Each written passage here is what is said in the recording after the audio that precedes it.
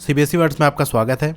तो इस वीडियो में हम क्लास 10 हिस्ट्री का सेकंड चैप्टर जिसका नाम है नेशनलिज्म इन इंडिया, उसके लास्ट में बिल्कुल एक टॉपिक दिया हुआ है क्विट इंडिया मूवमेंट। इसको हम देख लेते हैं। The failure of Cripps mission.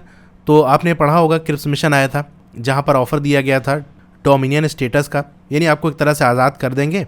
बस ये है कि आपका देश ब्रिटेन के कंट्रोल में रहेगा, यानी महारानी आपके देश में भी रूल करेगी, बाकी जितना नीचे लेवल का काम है वो सारा आप संभालोगे। तो इसको रिजेक्ट कर दिया था कांग्रेस ने भी, मुस्लिम लीग ने भी, दोनों रिजेक्ट कर दिया था। तो एक तरह से हम कह सकते हैं जो क्रिप्स मिशन था वो फेल हो गया था। And the effect of world war second की वजह से बहुत ज़्यादा प्रॉब्लम हुई थी हमारे देश के अंदर भी। Created a widespread discontentment in India. तो इन दोनों की वजह से, एक तो क्रिप्स मिशन था उसके फेलियर की वजह से और वर्ल्ड वॉर सेकेंड की वजह से बहुत ज़्यादा असंतुष्टि यानी नाराज़गी भारत के अंदर फैल गई थी। तो गांधी जी ने एक मूवमेंट लॉन्च की जहां पर यह आवाज़ लगाई for complete withdrawal of British from India, यानी अब ब्रिटिशर्स को पूरी तरह से भारत खाली करके जाना पड़ेगा।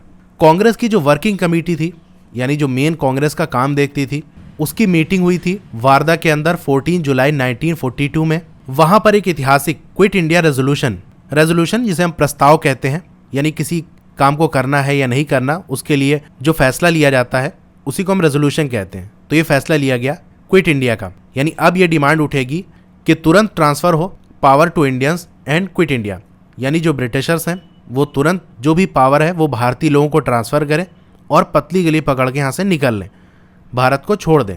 तो क्विट इंडिया मूवमेंट को हिंदी में हम भारत छोड़ो आंदोलन कहते हैं। तो जुलाई में ये हुआ। अगले ही महीने 8 अगस्त 1942 को बॉम्बे के अंदर ऑल इंडिया कांग्रेस कमेटी बुलाई गई, यानी कांग्रेस के जितने भी मेंबर हैं सबको बुलाया गया कि भाई सभी लोग आ जाओ। इंडोर्स यानी समर्थन किया the resolution which call for the non violent mass struggle. तो जुलाई के अंदर क्विट इंडिया मूवमेंट का रेजोल्यूशन पास हुआ।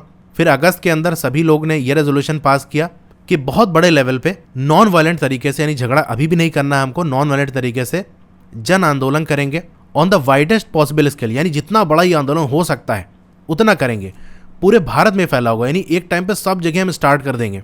और यही वो मौका था जहां पर गांधी जी ने बहुत अपना फेमस स्लोगन दिया था, डू और डाई। 70 मिनट की स्पीच थी, उसके अंदर गांधी जी ने नारा दिया था डू और डाई, यानी करो या मरो, कि अभी टाइम है, अब बिल्कुल आखिरी लड़ाई हमको लड़नी है। अब अगर नहीं किए, क्योंकि वर्ल्ड वॉर की वजह से ब्रिटेन कमज़ोर हो गया था, अगर हमने टाइम दे दिया इसको, ढीले पड़ गए और एक बार ब्रिटिश फिर से मजबूत हो गया तो 100 साल तक आज़ादी भूल जाओ। यानी अभी मौका है, बहुत बड़े लेवल पे हम मूवमेंट चलाते हैं, करो या मरो, यानी जान भी देना पड़े तो जान दे देंगे, लेकिन अब आज़ादी लेनी है। अब ये जो कॉल थी क्विट इंडिया की, इसने क्या किया, brought the state machinery to the standstill, यानी राज्य को चलाने का जो सिस्टम था, जो व्यवस्था थी, वो बिल्कुल रुक गई थी, ठप हो गई थी in large part of the country. देश के बड़े हिस्सों में यही हाल हो गया था कि स्टेट जो काम था, सरकारी काम, वो लगभग रुक गया था। कैसे रुक गया था? लोगों ने अपने से ही क्या किया, अपने आप को threw themselves into the thick of the movement.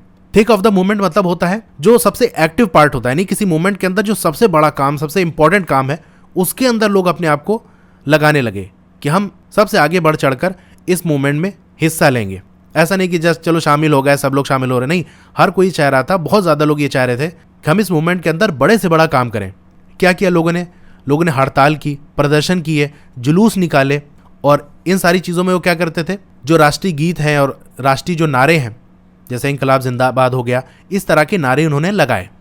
इस मूवमेंट को हम कह सकते हैं कि सच में एक ऐसी थी मास मूवमेंट, यानी बहुत बड़े लेवल पे जन आंदोलन था, which brought into its ambit thousand of ordinary people, जिसने हज़ारों लोगों को, यानी हज़ारों आम लोगों को अपने इस मूवमेंट में शामिल कर लिया था, अपने इस मूवमेंट का हिस्सा बना लिया था।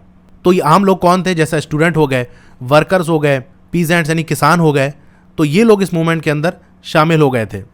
और इस मूवमेंट के अंदर हमें एक्टिव पार्टिसिपेशन भी दिखता है। बहुत सारे जो लीडर्स थे, जैसे जयप्रकाश नारायण हो गए, अरुणा असफ अली हो गए, राम मनोहर लोहिया हो गए, और बहुत सारी महिलाएं जैसे मातांगिनी हाजरा बंगाल में, कंकलता बरुआ असम में, रामा देवी ओडिशा में, ठीक है। तो इन लोगों ने भी एक्टिवली पार्टिसिपेट किया, बढ़ चढ़कर आगे हिस्सा लिया।